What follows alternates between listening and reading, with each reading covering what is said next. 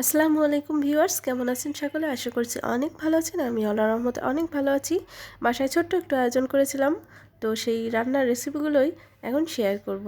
তো চলুন রেসিপিগুলো দেখে নিই। তো সব কিছু কেটে ধুয়ে পরিষ্কার করে নিয়েছি।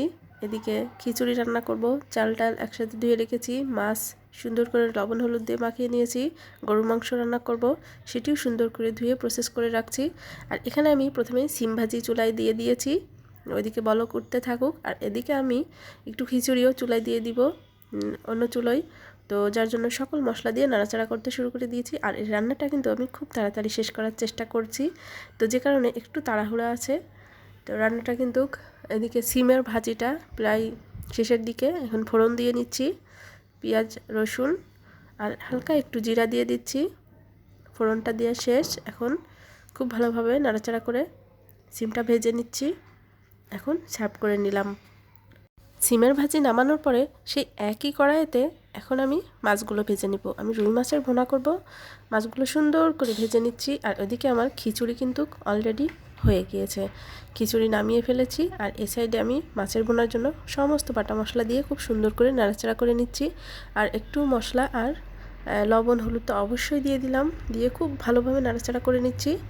এ তো ভাজা ভাজা হয়ে গেলেই দিয়ে দিলাম গরম পানি। আর এখন পানিটা ফুটে উঠলেই মাছ দিয়ে দিয়েছি। আর মাছটা খুব সুন্দর করে কিন্তু এখন একটু নাড়াচাড়া করে ভুনা মতো করে নিব।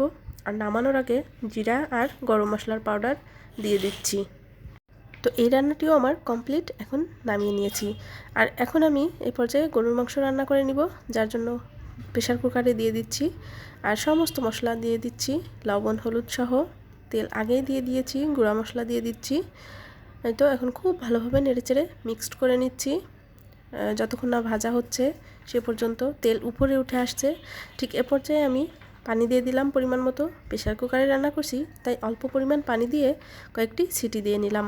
এই তো সিটি দেওয়া শেষ। মাঝে আমি আলু অ্যাড করেছিলাম, তো আলুটা খুব ভালোভাবে সিদ্ধ হয়ে গিয়েছে। আর এদিকে আমি একটু সাদা পোলাও রান্না করব, যার জন্য তেল দিয়ে দিয়েছি কড়াইতে। আর তার মধ্যে সমস্ত ফোড়ন মশলা দিয়ে দিয়েছি, তেজপাতা আর গরম মশলা দিয়ে খুব ভালোভাবে এখন পোলাও চালটা নেড়েচেড়ে ভাজা করে নিচ্ছি। আর এখন একটু ভাজা হয়ে গেলেই দিয়ে দিচ্ছি আদা এবং জিরার পেস্ট, দিয়ে খুব ভালোভাবে নেড়েচেড়ে দিয়ে দিলাম গরম পানি। আর এদিকে আমি মাংসটা নামিয়ে একটু ঝোল কমিয়ে নিচ্ছিলাম। আর পোলাওটা কিন্তু একেবারে ঝরঝরে খুব সুন্দর হয়ে গিয়েছে। আর এখন আমি নামিয়ে ফেলবো, পোলাওটার পানি টেনে নিয়েছে। এই তো মাংস রান্না শেষ।